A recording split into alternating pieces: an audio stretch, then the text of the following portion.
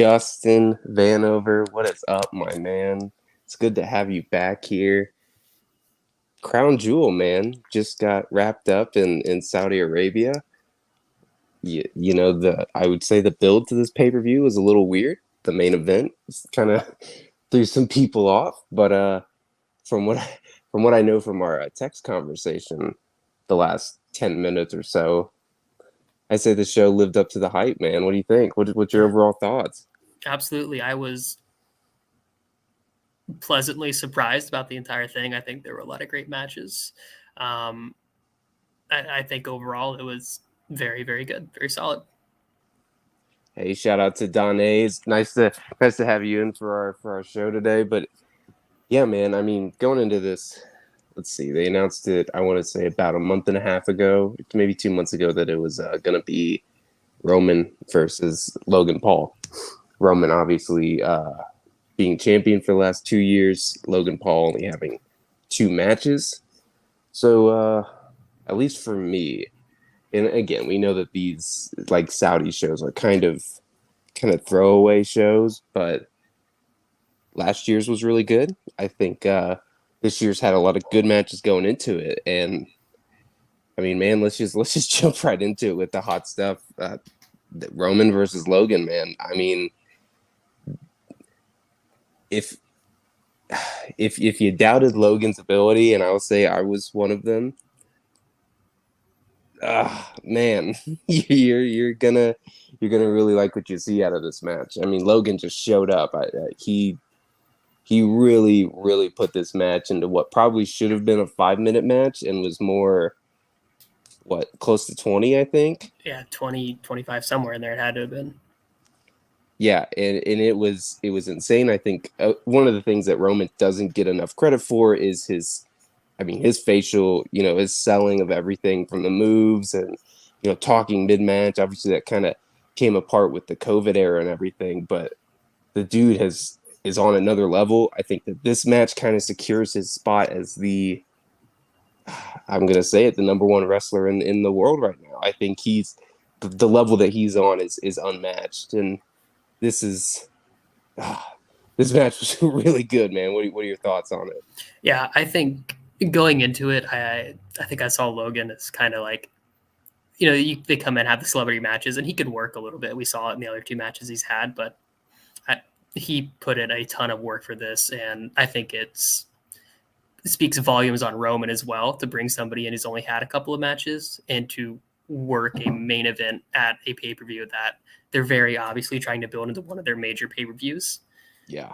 To put on a spectacular match, to get, the Bloodline involved, the Impulsive crew involved. I mean, I could have done without that, but I could see what they were doing. And overall, it was just like a great close to the show. Yeah.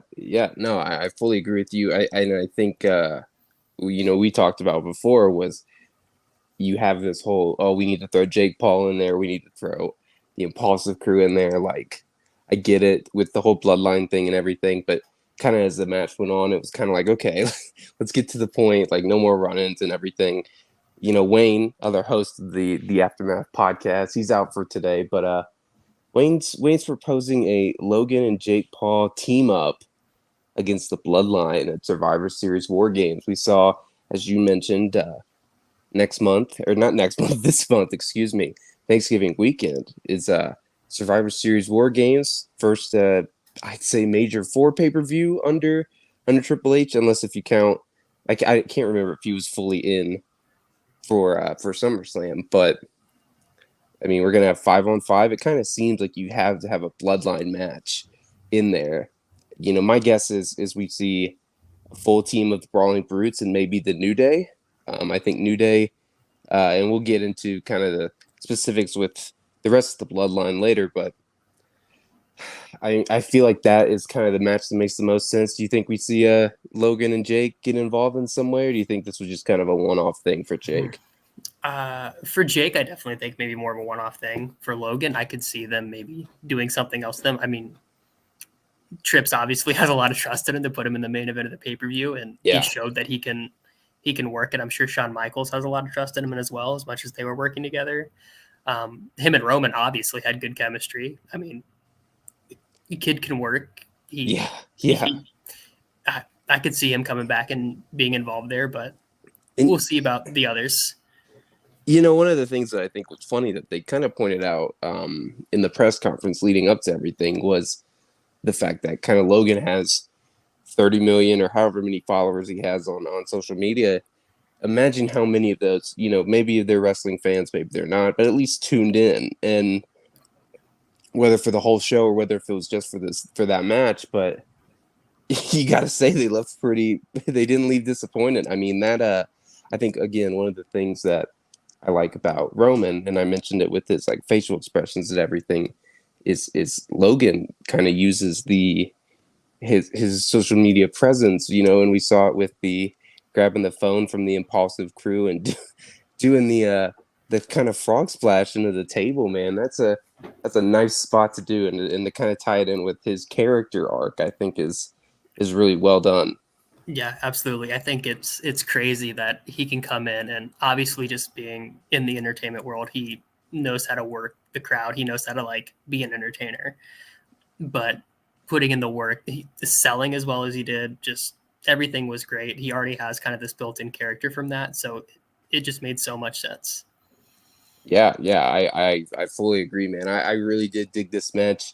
Danez points out, I don't know if you saw it, Sean Ross Sapp tweeted out before the show that it looked like, or actually it was during the Usos match, that Jay was dealing with a wrist injury. He's going to get an MRI, and it comes right before their tag team title defense next week. So I guess we could just kind of connect the two stories here. The Brawling Brutes versus the Usos for the undisputed tag team titles, or I don't even know, what are they called? This, they both Raw and SmackDown. Are they undisputed? Who knows anymore? But we've kind of been seeing these guys go out back and forth. These factions, and I think that's why it points to, kind of doing that War Games match where you don't need to put your champion on the line in another match. And we'll talk about Outlook later, but I think they kind of set up a really good way for this to go. But with the fact that the Brawling Brutes lost, we now look ahead to this Friday, and it kind of means a little bit something more to both of us, because both of us are from Indiana, and this Friday SmackDown will be in Indianapolis, and just so happens that the New Day will be looking to defeat and defend their record holding reign. The New Day has the titles for the longest time in the history. Usos are a week away from breaking it. Now we hear that Jay might be injured. If that plays a role, do you see maybe a Freebird rule? Maybe we see Solo or Sammy come in. Do you see the New Day taking the titles off them? What's your outlook? Because next Friday is going to be a big show, man. Yeah, I didn't even think about Solo or Sammy stepping in to kind of fill in a spot there. I don't know. I don't see them losing the titles just on an episode of SmackDown, but Indianapolis would be a great place to do it. I mean, Hey, a few there's years been ago, some big stuff in the Indy. Indy Loves Kofi, the We Kofi went to Mania Gauntlet match was there yeah, a couple years yeah. ago. Me and Justin went to that match together. So yes, that So, was a good one.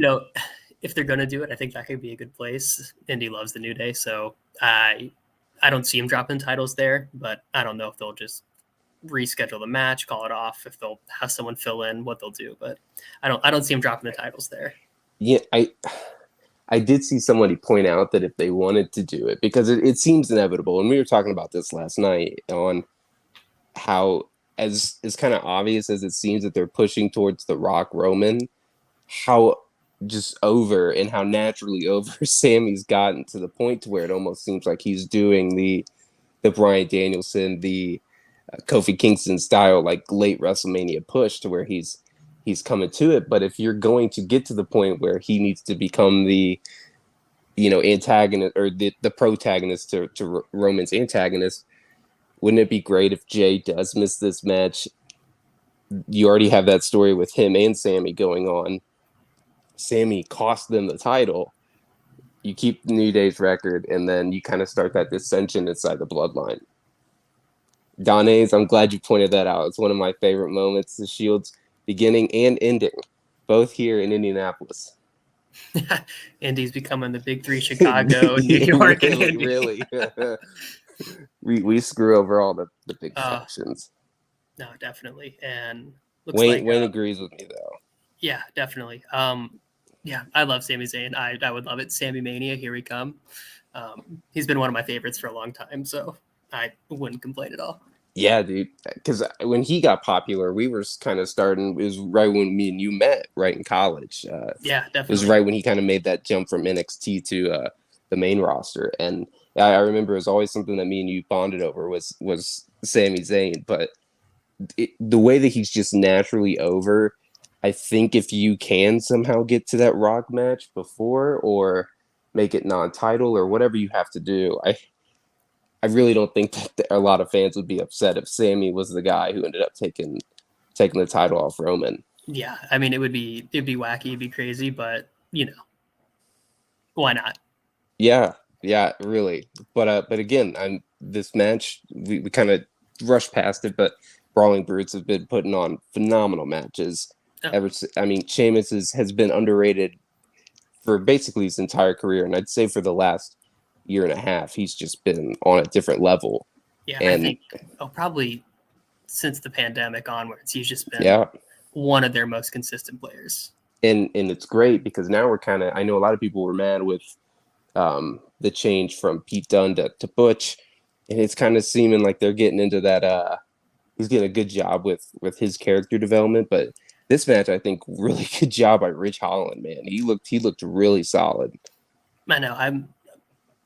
I think it's obvious. I've always been a Pete Dunne guy since back in NXT. I love him, but Yeah, Ridge Holland, I was never super sold on, but he's continued to impress me as well, and I think it's upwards from there. yeah. This was a really solid match. We saw the major superplex. It seems like there was a lot of There were super some superplexes in this show. superplexes, tower spots, had it all. Yeah, we had Keep doing it. the Never gets OC, old. and one was off the top rope, and then the other two are just normal suplexes. It was insane. But yeah, man. I mean, you kind of book in the show with Roman. Kind of the last three matches are focused on the bloodline, which I think is smart because obviously they're the biggest story. But I mean, if that's your bookend, you kind of got to start the show off hot too. And I mean, what's better than Brock Lesnar and Bobby Lashley? I mean, that show was that match has kind of been one of those ones that you want to see, and I think Michael Cole kind of pointed it out one time was you want to see like I don't even know you want to see them kind of get like a 15-minute hoss fight, but also you know that they could just kind of kick the shit out of each other for 5 minutes and it'd be great. What were your thoughts on this quick one here? And then I know you got to take a quick break for a second, but we'll go from there. I just want to get your thoughts on this Yeah. Brock match. Lashley Lesnar, it was honestly, I was a little disappointed in it. I was expecting, 15, 20-minute just brawl. And, I think those two could do a lot of really good work together if given the time chance. And who knows what the issue was, if it was just how the match was planned or they just wanted a quick opener to get Brock out there for the Saudi crowd and call it or what. Brock, but, Brock wants to get right back on that plane, man. but He's getting in and out. I was a little disappointed. I could have used something longer there. Yeah, man. Do you think this leads to a number 3? I think this could be a really good kind of match you could put on either night at WrestleMania. If they do to it, where I want you them to do it. that 20-minute. If they do it, I want them to do it right. Correct. I'm right there with you, man. I'm right there with you. So if you were not watching, we saw basically Lashley just kind of dominates the entire match. I mean, it starts out immediately before the bell goes. He attacks Lesnar from behind, throws him into the ring steps and everything. It's good to see what Lashley's done over the last 2 years, I think. And again, another one of those guys who really benefited from the pandemic, just having a chance to kind of build his character a little bit more, but also get that major chance that a lot of people weren't getting, whether they were getting released or, out injury or obviously in Roman's case, kept away from COVID and everything. But Lashley, took advantage. We saw the few power spots of Of course, somebody hits their finisher, then there's a finisher on the other side. But we see Lashley locking the hurt lock on Lesnar, and Lesnar, in kind of a weird technical wrestling style, kind of thrown back to his Minnesota college days, kicks off the ropes and gets a nice little roll up pin there for the 3. So again, I agree with you. One of those matches that I think could have gone 10, 15 minutes and was one that should have gone that way. But I think it protects Lashley in the sense of he kind of got that fluke loss, and now you can build to whether you do it at Mania, whether you do it at Rumble. I don't think we'll see Brock at Survivor Series. I don't think this show needs him. But I would agree. I don't mind that Lesnar got the win, but I think they at least the one silver lining is Lashley looked strong, regardless. So, take that as it is. And I think the thing is the reason I say we don't need Brock is my guess is we're going to either see Rock, because again, I've been predicting Rock Roman for years. If it's going to happen, we're either going to see Rock come out at Survivor Series or at Royal Rumble. So it's got to happen at some point. But yeah, man, it was a good match. Could have been a lot better. I know it was one that people were anticipating, and in a way, it almost felt like Brock Roman at WrestleMania this year, to where it was so built up. It was finally like, oh, this is the match. They're going to get their chance to actually go 15, 20 minutes, and it was better than their previous encounters, but it wasn't anything special. And I think that this match kind of has that same flow, but the good thing is the next time Roman and Brock met, SummerSlam, with the tractor and the whole phenomenal match that was. So maybe we see again kind of history repeat itself with that if this match goes for a third time at WrestleMania. Yeah, I guess we'll have to see there. Yeah, man. But moving on, Asuka and Alexa Bliss just won the tag team titles on Raw this past week, taking on again, defending against Damage Control, Dakota Kai and Io Sky. You get their names mixed up. Again, another one of those kind of fast-paced matches, but I do want to point out one thing. In the pre-match interview, we see Alexa and Asuka getting interviewed, and you see the Wyatt 6 logo pop up on the screen, and it kind of affects Alexa a little bit. The reason I bring that up, the last time we saw them interact, WrestleMania 37, Randy Orton versus Bray Wyatt, or The Fiend, I guess. And the story, I'm sure everybody remembers it. I'm not going to describe it, but the story with Alexa and Bray just kind of ended after that, because obviously Bray got released. So I'm wondering if this is going to be, if we're going to see a little bit more continuation of this, and it seems like they're kind of pointing that way. Yeah, it does definitely seem like that's the direction they're leaning. I kind of hope they don't just throw her back in the mix with Bray. I kind of want to see what the deal is with this Wyatt 6 stuff. And if she's somewhat involved, I'm okay with it. But I just think the last time around kind of left a bad taste in everyone's mouth with it. As long as she's not Sister Abigail, that's all that matters. I wouldn't be mad if we don't bring Lily back. Did you notice they still use Lily on her, like her entrance? A little weird to me, but do what we can.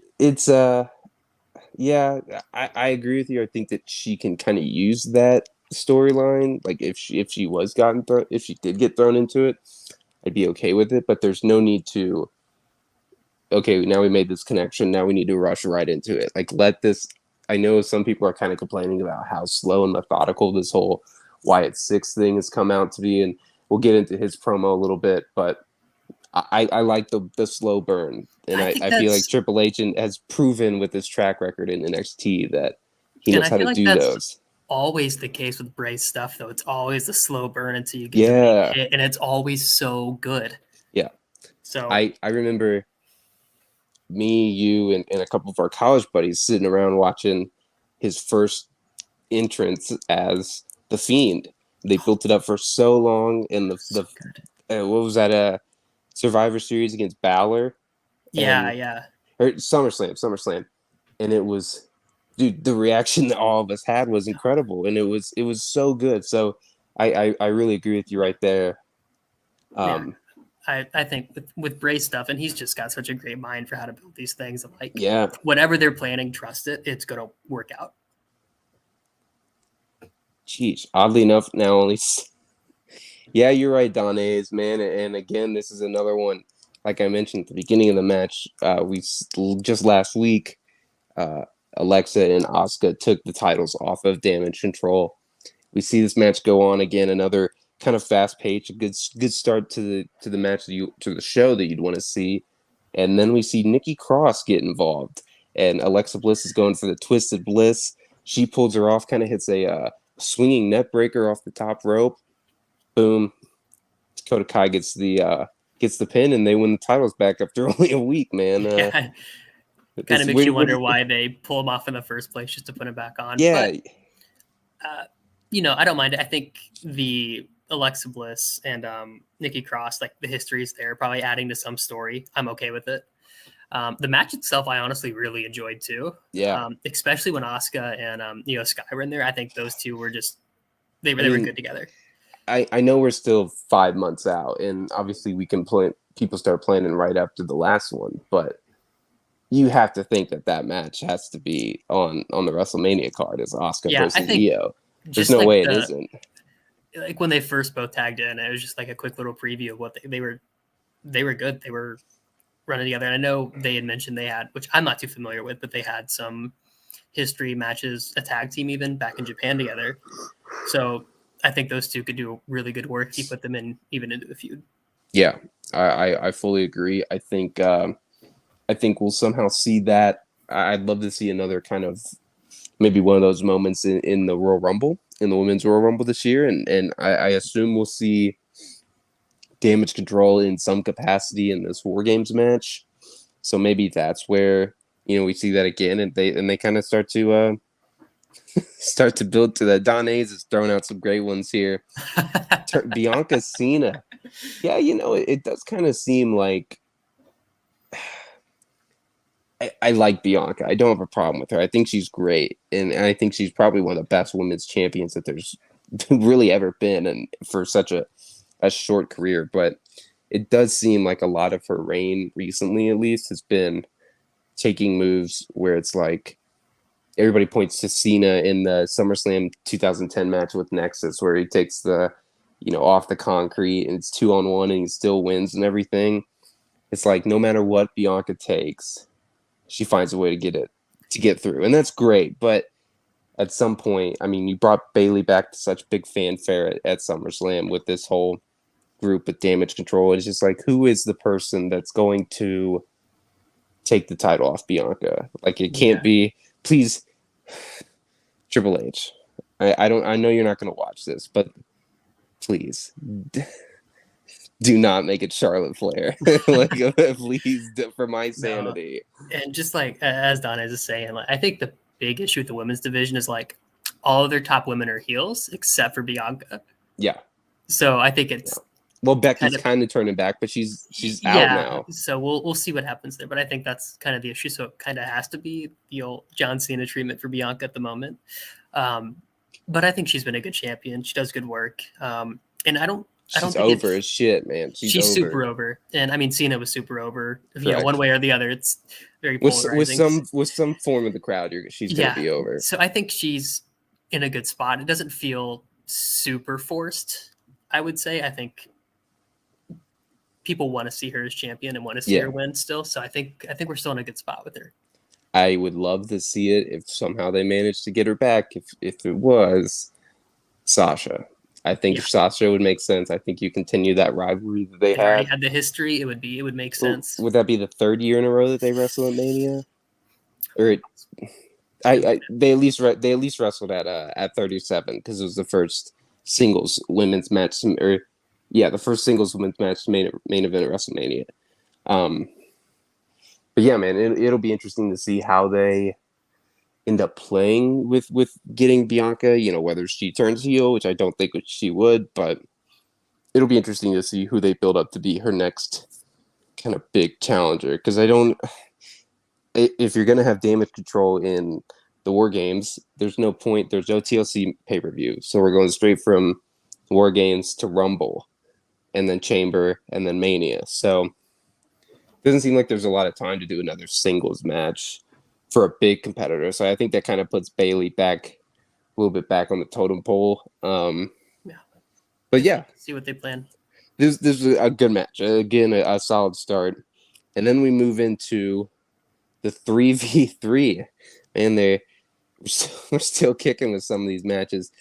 Or excuse me, not the 3v3. Drew McIntyre and Karrion Kross in a steel cage match. We just saw this. I loved it. It was good. Here's my thing, and I'll always love a steel cage match that ends where you fucking escape the cage. No more pinning and submitting. I hate that stuff. I'm not the biggest fan of the door escapes because it's kind of cheap and it's the same. You know, I'm gonna pull you back in at the last second kind of stuff. And I mean, so is over to the top, but I was always a fan of that. But yeah, man, that's again a good continuation of this feud. We just saw a strap match between these two at Extreme Rules. Scarlett got involved and kind of hit McIntyre with some mace, and we see that again in this match as McIntyre is going for an escape. She gets the referee, who I think the greatest sell ever. It was it felt delayed too, and he just kind of fell backwards. We take it. Yeah, it was all good. No, I think the match itself was really good. I wasn't a huge fan of the ending with the mace and both of them trying to climb out of the cage at the same time. Yeah. But I think up until that, the first 90% of the match was so good. Yeah. Put these two in a match for the next 5 pay-per-views, and I'm not going to complain. And again, another guy who I think obviously benefited from the pandemic is Drew. I mean, Drew's been putting on spectacular matches, and he was doing that before, but he was kind of still in that, tag team with Dolph or with Dolph and Braun at some point, or Shane. When Drew was able to go off on his own and be who he was in the pandemic, I think it definitely helped him, and we're kind of seeing that countdown and just skyrocketed from there. Really. But no, it's great to have Karrion Kross back. It's great to see him in some high profile matches. Not in a leather samurai outfit. Yeah, it's great to see. It's more like the samurai gimp costume that he was wearing or whatever. Gosh, oh boy. It's weird to think of how different wrestling was a year ago. Things have changed. Yeah, really. But no, and it's credit to Triple H. But yeah, man, this was another good match. Again, I will never ever complain about a steel cage match that ends with someone actually escaping the cage, because it truly, for the longest time, never seemed like it happened. Yeah. It'd be interesting to see if they continue the feud from here, though. I know they've already had a couple matches, and this is supposed to be in the rivalry matches. We're talking about it, but it doesn't feel like it's the end. I'm trying to think. Do you do I was a fan. One of my all-time favorite matches, and I think it's more for where it was, and I think you could do it with where the Rumble is this year, being in Alamo Dome. I love Baron Corbin versus Roman Reigns, last man standing at the Royal Rumble in Chase Field in Arizona. The way that they ended the match on top of the dugouts, I thought was one of the best things ever. So I think if you do a I Quit last man standing match and just do some dumb shit, be the feud ender, I think it would be great. I think, like you said, the stipulations just keep going up a notch. Yeah, strap cage, last man standing. Then you can end it with a Hell in a Cell. Triple H said, no more Hell in a Cell pay-per-view. Let's bring back the Buried Alive matches. Let's do that. The graveyard match or something from WCW. Oh man, but yeah, man, I'm excited. I'm hoping we get another. Yeah, just hardcore hitting match from these two guys. Another one. It's kind of very different styles, but kind of like Sami Zayn, Kevin Owens matches. It doesn't matter how many times I see it, just keep giving it to me. I won't. Yeah.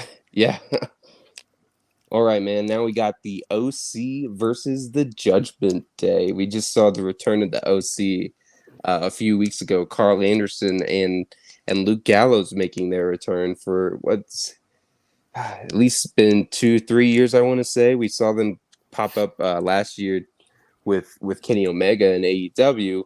They've been kind of touring around New Japan, which I Yeah, think is funny. did you hear that they have a Rhea Ripley problem?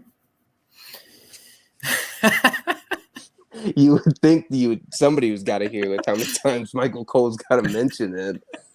Oh my gosh. No, yeah. Happy to see the OC back. I like those guys a lot. And funny enough, I did hear a mention of a certain club that the two leaders of these two factions that got a lot of heads talking on Twitter. Yeah. The mention of the Bullet Club. What is your thought of that? We obviously know that Carl Anderson's the current Neverweight Open champion for New Japan. And they didn't strip him either, even though they couldn't make the match, which was a little surprising. Yeah. No, I think it's good. I mean, whether it's, me looking way too into it, or it's like, oh, they're doing something, or if it's just like, hey, we know there's others, we're going to like talk about it. Like these guys have such a long history in Japan, talking about their tag team belts, the Bullet Club, like just name dropping it. I think it's only good for the wrestling world to like acknowledge that people have histories in other promotions. Yeah. And they have these titles and acclimates. It adds more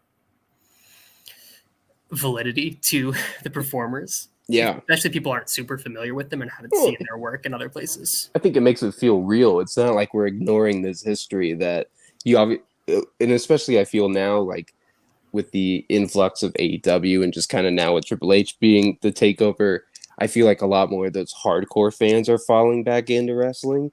And so you're getting the people who know, like, hey, these two guys teamed up, or, hey, this guy turned on this guy in New Japan or whatever, and everything. And I think that this kind of whatever's coming out of this started with the announcement of the Great Muta in one of his retirement tour matches, taking on Shinsuke Nakamura in Japan in January.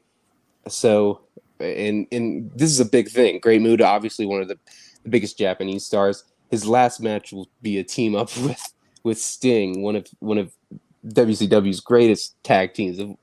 Kind of rivalries and everything that went on there. So it'll be great to see that. And I think we were talking about it during the match, but there's got to be more to it. I just feel like they wouldn't name drop New Japan. They wouldn't name drop. It's so weird just to say it. I mean, even if there is nothing more, I think they dropped IWGP, right? Didn't they? Yeah, they said it. The IWGP Tag Team Champion said they had won it 2 or 3 times, however many times it's been.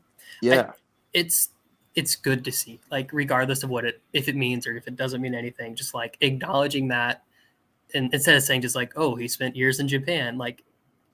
People are going to know where he's at. Just say it. It's like when Christian left for TNA in like 2004, and WWE was just like, and then when he returned, it was like, oh, he just retired for 3 years. Just didn't have the wrestling bug anymore. Don't want to mention That's all it. You need to do. It's fine. Yeah, everybody knows when they don't do that shit. The fans aren't stupid. If they're like, oh, he wrestled in Japan, well, let me go see. They'll know exactly what. Like, you can say 100%. This match. It was nothing special. I think it was your run-of-the-mill Judgment Day 6-man tag, which isn't saying anything bad. I think that Dominic looked really good in this match for the first time. I think it was good in the spot it was out on the card. It was just a good match. Solid. Yeah. Zero complaints about anything on it. Yeah, I'm right there with you. Again, we see Rhea Ripley get involved, kind of pull. I think it was she pulled out AJ Styles. Yeah, it was AJ. Yeah. Right before Finn hit coup de grace. Coup de grace, correct. Thank you. And yeah, again, we see that. So you wonder, and they kind of mentioned at the beginning of the match, I thought we'd see the payoff in the match, and then they mentioned it again, but who's going to be that fourth person that AJ kind of gets, whether that's another female wrestler to counteract Rhea Ripley or something. Maybe Judgment Day is somehow involved in the Survivor Series. The fact that War Games is taking place at Survivor Series, and like Survivor Series finally feels big again for the first time in years is so exciting. But yeah, man, this was good. Again, Dom looked probably one of the better matches Dom has had in his extremely young and green career, but he fit well, and I'm Yeah, and excited. I think Hopefully, we that's get where he another. does his best work is going to be in tag matches, these 6-man matches. It's a good spot for him to be in to learn as he goes. Correct. I'm right there with you. The eventual. I don't think you if whenever this happens. I think you could do Damian versus Finn if you decided to split it up, and I think we'll see that at some point. But I'd love to see Dom versus Finn. I think that would be a good turn, and I think if you can wait it for a while and let Dom kind of get naturally over, boom, you got a whole new character to build off Which of. I think he has been doing kind of on his own already. He's really kind of playing into this heel stuff, and I think The payoff with Rhea has been phenomenal. yeah, he's between that and then just the comparisons between himself and Eddie Guerrero. I think it's just Yeah, like striking the chord with people that are like, okay, he's a heel. We're gonna turn on him, and people are hating him in a good way. It yeah. doesn't feel like go away heat, so it's Hey, good.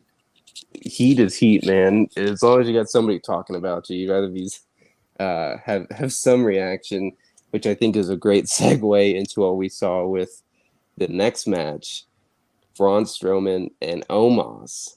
Another big meaty men slapping meat match, and you kind of saw the reaction for the start from Braun. Braun's obviously the favorite. He just returned a few months ago, obviously with the rehire from Triple H, and Omos has been paired with MVP for a good bit, and I just thought it was funny that Braun's kind of playing to the crowd and everything. The crowd's getting behind him, and then Omos starts playing, and he goes, "Do you hear that? You hear that?" And it's you just fucking crickets. And you see Braun like, "What do you? I don't hear nothing." I don't know. I thought that was hilarious. No, honestly, this match I was happy with it. It was more than I expected.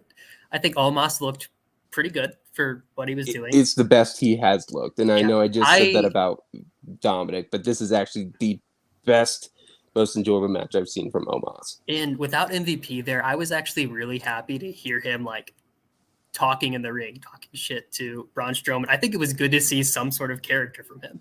And I'm glad you brought that up because I mentioned that with Roman, and I obviously pandemic wrestling, the pandemic sucked anyway, but COVID wrestling was terrible. But one of the things that I really enjoyed was Roman kind of building his character through using not having a crowd to his advantage. And I think that whether it's them, putting extra mics in the camera or just like closer up shots or whatever, the in-ring talking that kind of builds up the character, I think really works. And Yeah, yeah, I'm glad you pointed that out because I would Omos agree. for the longest time has not had a character. And He's yes, just he's big. Nigerian and everything, but in the same vein, while he's big, I don't think you can, and this is not a flack to AEW, I just don't think you could see a match of this caliber.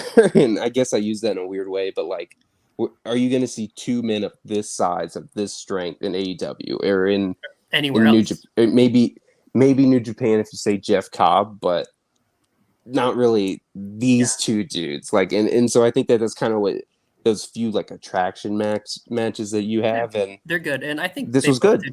did. It was fine. It was fine for what it was. I kind of wish Omos would have won though. Yeah, I think it kind of that's seemed like he got kind of winky doink basically. Like he kind of a he kind little. of He took the dominated one the whole power slam, and match. that was it. Yeah, it was like Andre and Hogan, where Andre dominated the whole match and then takes one slam and it's Yeah, over. but no, I think overall it did what it needed to do. Braun's back. Congrats, you got your win. Yeah, Omos looked good. He like you said with the mics and everything, just like a way to build a character outside of just cutting promos because he's got MVP for that. yeah. I don't think we need to see Omos on the mic quite yet, but in a match if he's just talking game Maybe and ever, man. Just let him like be big. let him be big, let him throw people around, and that's all you need. Yeah, That's what he's there for. and it worked. You got a solid, and not. I don't want to say filler match in the wrong way here, but it was a solid 10-minute. Put it on the card. You'll get a good response from it. You're not going to get 4 stars. You might get 2.5, 3, but you'll take that from It these two guys. it wasn't about the in ring work. It was about No, just having two big guys and Braun's over in Saudi. They brought him back. He's there. Put him in there. The yeah, crowd loved to see the two giant guys. It's an attraction match. It did it what it it needed to do. it, it And worked well. Yeah, I have. I think you put it the best way. It did what it needed to do. And one of the matches, and this is the last one before we get into that Bray Wyatt segment, and we'll do a quick little wrap up here, but Bianca and Bailey in a last woman standing match. We haven't seen a lot of these. Obviously, this match kind of got pioneered by Bailey and Sasha in NXT. At least I think that was one of the first ones that they had. And now we see, Bianca has obviously been over a little bit, but man, the one spot I can't stop thinking about is with the golf cart. Just Yeah, how poor it looked. yeah. Because it looked bad. She stopped. She just stopped. Because the rest of this match was really, really good. It It was was good. phenomenal. I was fine with it. I think the golf cart spot and honestly the end, Bailey could have gotten out of the ladder. She just wasn't. It wasn't done very well at the end either. It reminded me, and I almost texted you about it, of the Batista John Cena last man standing match, where he duct taped Batista's feet around the ring post, and I was like, that is it's inventive. Like, I get what they were going for, but that's so dumb. Like, what a It feels like shitty it defeats payoff. the purpose of the last man standing, the Yeah, last woman standing. It's like oh, you really got us with the actual standing part. Like, that's just dumb. yeah, Like, you wanna see it's like, oh, they incapacitated that getting like when they did with Big They're Show when they tipped the announcer table over on him. bury them Great, under something. perfect. Yeah, I know what you Not mean. But not like in Bailey. In That's why I'm glad you said that, because when she moved a little and she like slid a little bit so much, and I was like, well, that was easy. Like, there's no way she could just do that again yeah, and get out. like she had like her entire like upper body out of it. And she just like stopped trying to She get just out. It's just like, stopped. okay, well, I see what you're going for, but I was kind of hoping that when she drove down, I didn't see the table. I didn't even see the set up the table. Maybe I just wasn't paying attention. But when she drove down, I thought they were going for like the the old after Raw things where Mick Foley would like slide down on the gurneys down to the ring like full speed or whatever. I thought she was gonna drive her and like dump him into the dumper in the ring. I was like, I would have popped for that. Oh, no, but this was a good match. Again, talk what you want about Bianca Cena. Don Donna's with a good that cracked me up, a good one. But make it no, a t-shirt. yeah, really. No, this was a good match. Again, as we discussed, it's going to be interesting to see who they kind of put in for that. Big spot to take the title off Bianca. I assume that'll maybe happen at WrestleMania, or maybe she'll keep it past. It, gosh, the build to WrestleMania and the fact that you'd have to imagine Cena will probably be there because of Hollywood. I think that if it's not Roman or if it's not Rock, Cena's going to be there. One of those two or both will be there. Cody's obviously coming back. Seth, Riddle, Bray's going to have a big match. You'd think Randy might come back if he's healthy. I mean, there's WrestleMania this year. I think is really gonna be good. But speaking of Bray, we've been talking all this time about the Wyatt Six and whatever this latest incarnation of his character is, and we're kind of getting to see I know he keeps referring to himself as Bray Wyatt, and everybody knows that his name is Wyndham Rotunda from the Rotunda family, and I think that in this promo was the first time he's actually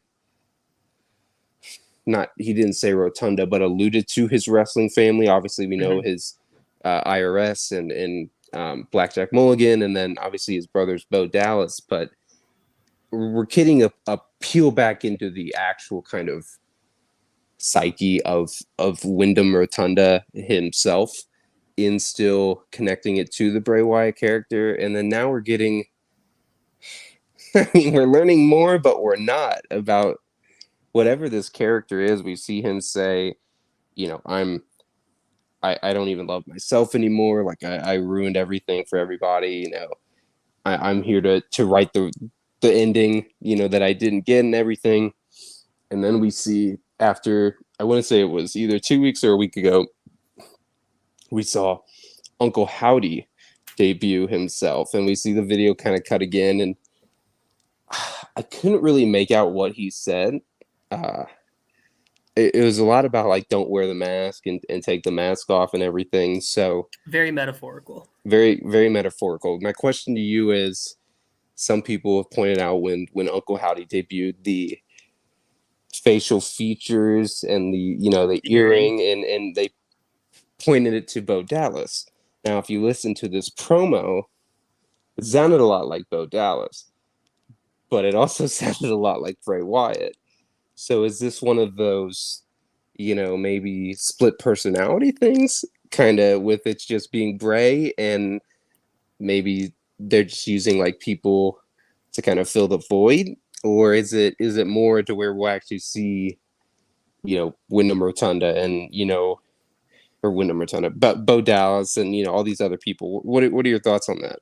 Yeah, I think it's hard to say. I think that's the one thing with the Bray Wyatt stuff that always is the case, is it is a slow burn, and it gives the fans a chance to just theorize and run wild with it, which I think is what makes it so fun. I Yeah, think it's hard to say for sure. I mean, it definitely could be Bo Dallas. It would make sense. Why not bring him back and they'll have that kind of be a thing? Like you said, they alluded to his like wrestling family.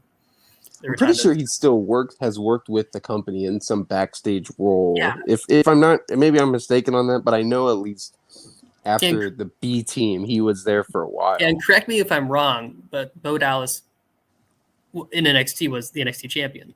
Correct. The first Yeah. NXT champion before Yeah. he lost to Neville in a ladder match. Yeah. So Triple H is obviously very high on Bo Dallas. Why Yeah, wouldn't he want him back? It makes sense to do it there. And maybe it's this like talking of the family thing is like acknowledging like Wyndham's past, but also acknowledging like this family is like the Wyatt Six kind of stuff too. yeah. There's so many different ways it can mean. There's theories I'm sure going to be running wild after tonight. I think it's just a waiting game, wait and see.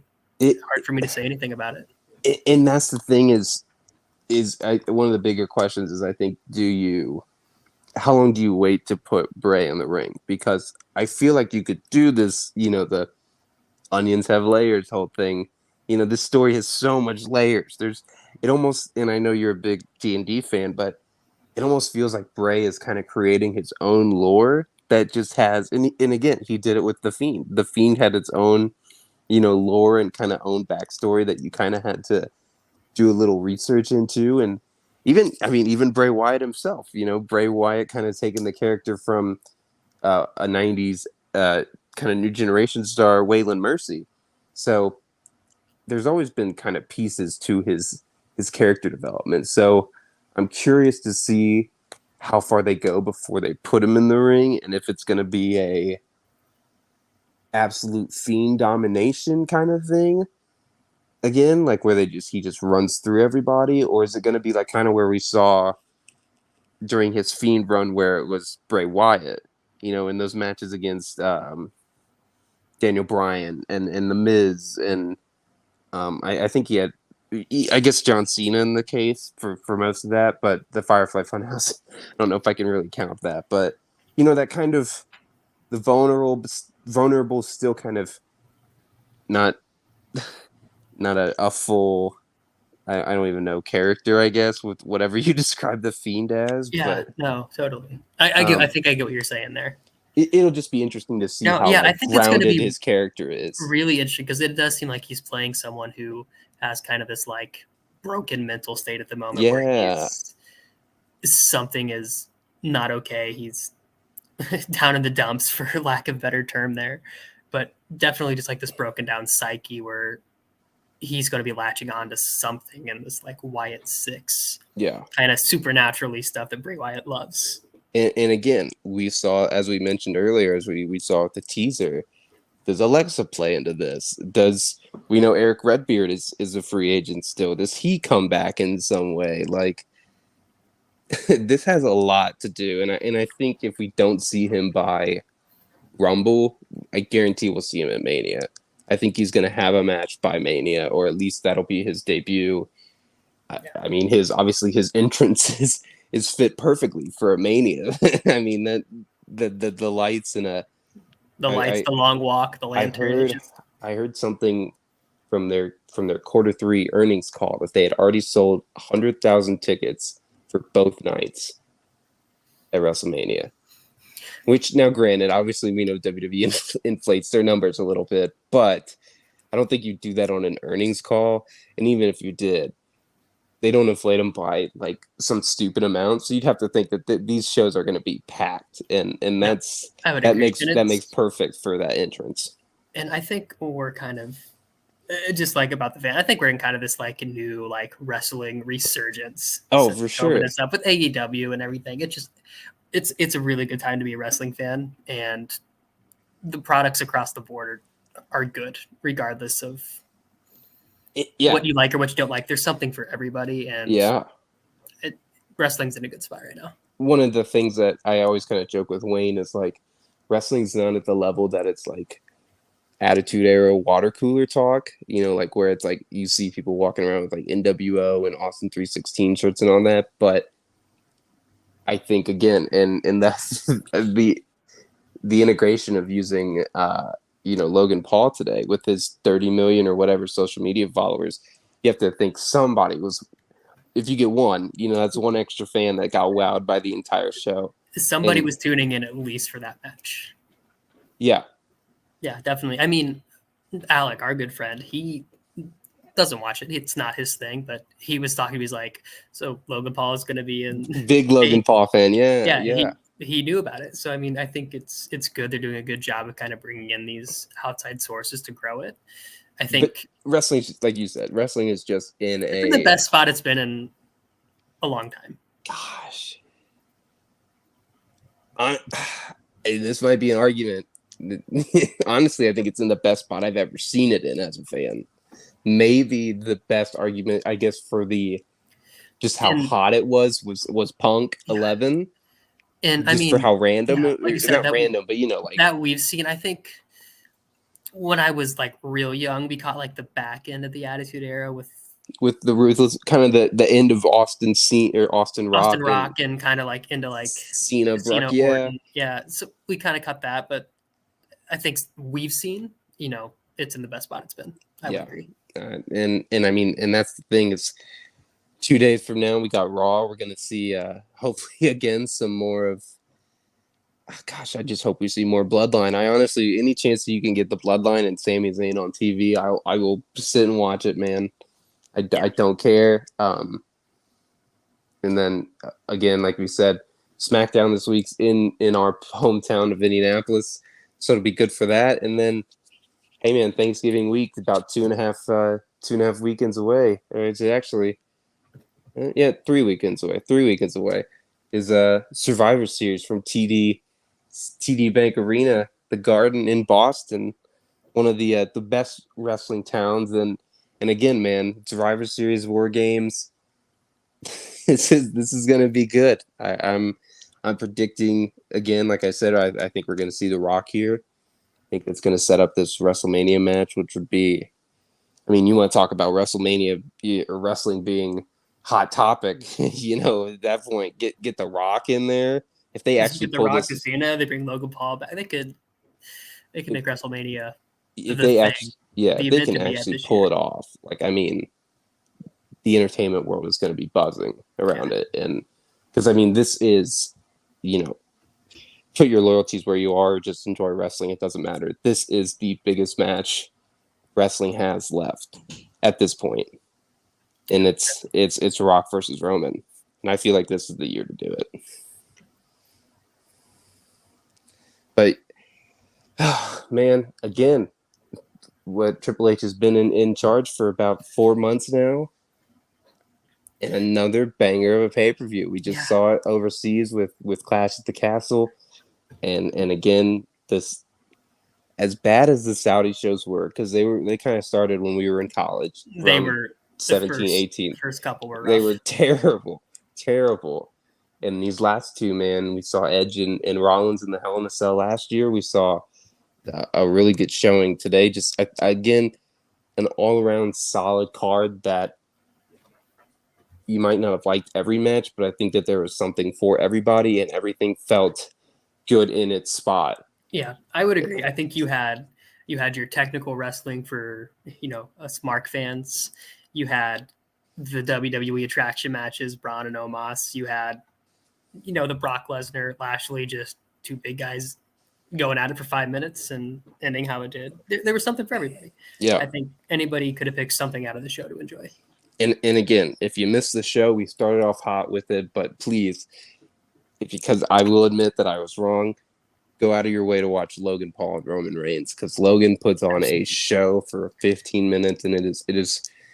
Justin said it. He texted me. They need to lock this dude up in some form and get him in, because he is good. And I took a look because I didn't know how old he was. Like, just off the top of my head, he's only 27, 28 years old. 27? Like, yeah, he's still young, and he's already like, he looks good in the ring. One of the things that I did want to keep going. Sorry. Yeah, obviously he's not going to go full-time professional wrestler with everything he has going on, but if he wants to, he's got 10, 15 years where he can be this like part-timer attraction that just like with McAfee, man. Like with McAfee. He looked so good. I think I mean, I don't want to compare him to like Dominic, but like he looks like he's leaps and bounds ahead of Dominic already. Yes. Oh, for sure. Which is like crazy. And I think it's almost funny, and I wanted to bring this up real quick, but for the last few years, they've kind of been not relying a lot, but we've seen the integration of more celebrity matches. Stephen Amell, Bad Bunny, obviously Logan Paul at WrestleMania, and it just seems like they just keep getting better. McAfee, like, I don't know what it is, but these people that they're getting who, it seems like they're not getting the guys like Kevin Federline who are like, you know, the Jeremy Piven, whoever the, you know, the guest host shit era was, but like they're getting people who want to be involved who are actually want to be wrestling fans and are willing to put in the work to make it good, which is so great to see. Because a lot of those times when Snooki, WrestleMania 27, you don't expect a celebrity match to be good. It's there to be a money grab, but this match was good. I mean, and one of our favorite matches, because I know we both laughed our asses off. I mean, the one dude who you'd expect would be not good, Jackass. You know, the WrestleMania match with Sami Zayn. Phenomenal match. Phenomenal match. And that's the thing. It's just like they just keep seeming to be getting better. And Paul's another example of that. And it'll be good to see if whenever he gets involved again. But that's gonna wrap up another really, really good pay-per-view. Crown Jewel from Saudi Arabia. This is the Aftermath Pro Wrestling Podcast. Make sure you follow us on Twitter, Facebook, you know, wherever you get your social media. Follow us on YouTube. Find us on Spotify, Apple Podcasts. We're everywhere. Make sure to follow us on our shirt page on Pro Wrestling Tees. And we got some special news here. You know, this is obviously not a numbered show just because we do these pay-per-view reviews, but we are just 2 weeks away. Tentative plan right now for Survivor Series weekend, episode 100 of the Aftermath podcast. I know, Justin, we're trying to get you involved. We're trying to get friend of the show, Noah, involved. It's going to be a good one. But Justin, I appreciate you hopping on. I know this was a lot of fun for us to kind of be able to talk about this show together. But I know we're also I'm planning to come out to Chicago to see you for Full Gear, so we may have to do another one of these, just having to be sitting next to each other. But for everybody watching, we appreciate you jumping in, and let's get it, man. Triple H leading WWE again back to the promised land. Another solid pay-per-view. Absolutely. Thanks again for having me, brother. Yeah. All right, everybody. Have a good one. We'll see ya.